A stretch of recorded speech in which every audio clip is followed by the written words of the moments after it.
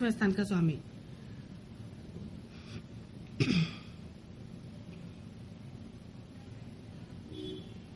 षष्ठ मेष राशि सप्तमेश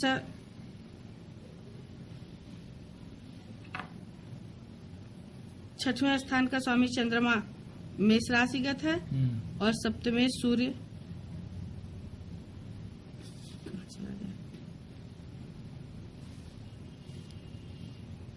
पंचम स्थले यही सूर्य भी है, रवि लिखा हुआ है, सूर्य पांचवें स्थान पर है। अच्छा हाँ।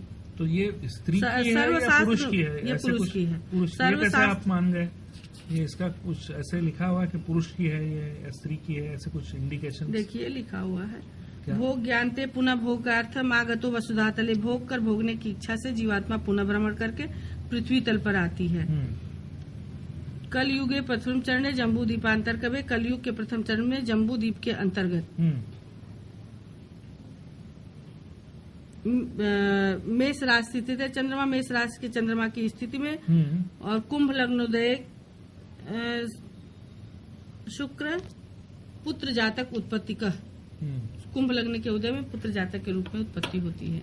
हुई है यानी इस जन्म का जो व्यक्ति है वो पुरुष है। पुरुष है। अच्छा, क्या ऐसे भी होता है कभी कि जो इस जन्म में पुरुष है वो पहले जन्म में स्त्री हो या पुरुष ही होना चाहिए? ऐसे नहीं, पुरुष ही होता है लगभग। पुरुष का पुरुष ही होगा। हाँ, 7 जन्म में का वर्णन होता है, 7 जन्म में। यानी एक बार पुरुष हुआ तो वो पुरुष ही हुआ। हाँ ऐसे। अच्छा, ये जरा कुंडली के नीचे जो क्या लिखा है वो जरा बताएंगे क्या हमें? क्या? ये देखिए, ये जो है ना, ये जो खाना वो क्या है? ये जो 2 है ना, ये हाँ वो जरा बताइए। ये इष्टकाल लिखा हुआ है।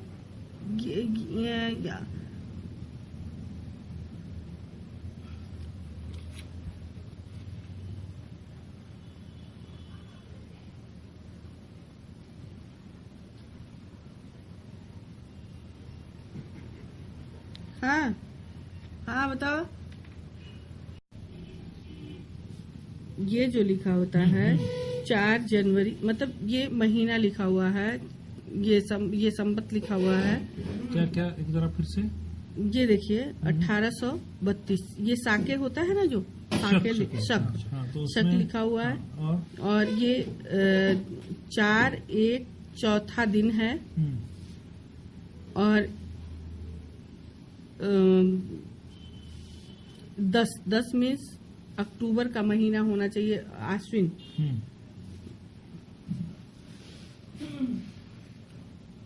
ये इसका महीना लिखा हुआ है। ये 29/2/4 ये इष्टकाल लिखा हुआ है। 19/49 ये भयात लिखा हुआ है। 44 ये भवोग लिखा हुआ है। अच्छा, तो ये जो शक लिखा है कितना? 1832 और 78 ऐड करेंगे ना। 32 और 78 2010 हो गया। तो ये 2010 का क्या रेफरेंस है? ये आगे जाकर के 10वें महीने में क्या उसकी कैसे 1832 में 78 जोड़ेंगे तो 2010 कैसे होगा? कितना होगा? वो 1832 ना, यानी 1910 हो जाएगा। तो 1910 की क्या बात है ये? तो उसका, और ये जो अभी आपने बोला कि मार्गशीर्ष महीने में 10वें महीने में, उसका रेफरेंस क्या है? क्या वो व्यक्ति जन्मा हुआ है क्या? व्यक्ति का जन्म 1910 ये का किसी व्यक्ति का 1910 का कोई व्यक्ति जन्मा हुआ। ये मृत्यु, अकाल मृत्यु की बात होगी, फिर कुछ बात बनेगी, अभी पूरा पढ़ेंगे तब हमको पता चलेगा। अच्छा, यानी कि 1910 में एक बार हुई थी, उसका जन्म हुआ था, उसके बाद अभी जाकर के फिर 1950 में या 70 में कोई फिर 80 में जन्म। वो बाद में इसके टेक्स्ट में आता है। कई पत्र लिखे हुए हैं ना, तो कई है, तो कई मिला के करेंगे, इसीलिए तो कहे 3-4 दिन का टाइम लगता है। ठीक, अगर ये निकालेंगे, ये आप कह रहे थे ना, ये क्या कौन सी लिपि है? नहीं, अब ये हम नहीं निकालेंगे, सिर्फ इसको हम निकाले नहीं, सिर्फ हमें दिखाइए तो सही, क्या कौन सी लिपि है ये, तो इसका वर्णन तो करें। ये इसको देखिए, ये पाली है और पाली के लिए हमको ट्रांसलेशन करना पड़ता है, फिर बाद में उसको करना पड़ता है, हम तुरंत नहीं वो ठीक है। मैं ये नहीं कह रहा हूँ, क्या मैं पढ़ के बताइए, लेकिन ये पाली भाषा आपने सीखी हुई है। अच्छा, एक मिनट थोड़ा सा इसको, ये क्या इसके ऊपर कहाँ से शुरुआत हुई है? यहाँ से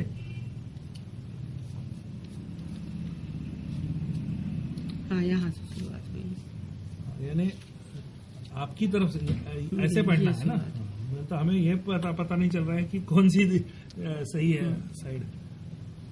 अच्छा, ये पाली भाषा का है वही जो इसमें लिखा हुआ है? इसमें लिखा हुआ। अच्छा, और ऐसे पत्र आपके पाली के भी हैं और ये दोनों के? हाँ, बहुत। तो पाली के बहुत कम ढूंढने है। वाले हैं तो आप पाली में ढूंढते हैं पहले या उसमें ढूंढते? संस्कृत में ढूंढते पहले।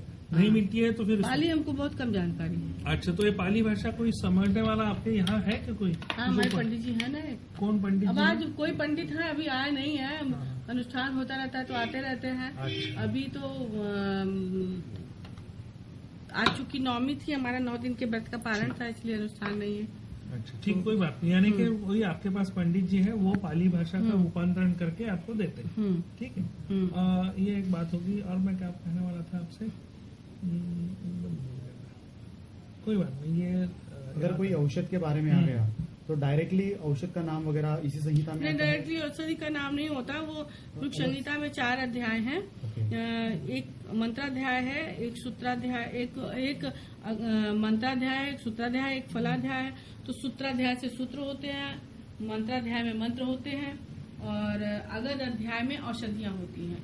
तो औषधियों का नाम भी होता है, पर उसमें क्या क्या मिला के बनती है वो भी आता है। फिर से मैं मैडम आपको जरा पूछूं, क्योंकि तब वो वीडियो चल नहीं रहा था, तो आपका थोड़ा सा परिचय एक बार दे दे तो अच्छा रहेगा। चल वीडियो नहीं के रहा लिए। हाँ, बोलिए ना। क्यों नहीं चल रहा था? नहीं, वो ऑडियो चल रहा था ना, इसलिए। अच्छा, फिर से क्या परिचय देना है? तो जब जैसे अभी शुरू में कहा आपने। हाँ, ठीक है। हमारा डॉक्टर रीता त्रिपाठी मेरा नाम है, और हम बनारस के रहने वाले हैं, लेकिन मेरी शादी प्रतापगढ़ में हुई। 1988 में मेरी शादी हुई। 93 में मेरे हस्बैंड की डेथ हो गई। मेरे 2 बच्चे हैं, और डबल MA PhD मेरी क्वालिफिकेशन है। मैंने 94 में नेट क्वालिफाई किया। अच्छा। तो सर्विस मिल सकती थी, लेकिन बच्चों के छोटे होने के कारण मैंने नौकरी नहीं की।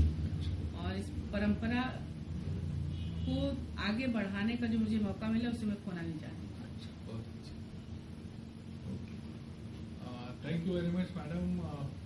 हम बहुत खुश हुए आपके यहाँ इतने दूर से आए, लेकिन हमारी कुछ निराशा नहीं हुई। और हम आपसे विदा होने से पहले आपकी परमिशन लेना चाहते हैं कि आपके इस केंद्र का हमारे पुस्तक में हम वर्णन करें, या उसके बारे में आपके केंद्र का परिचय दे दें, या और पता दे दें, तो आपको चलेगा ना?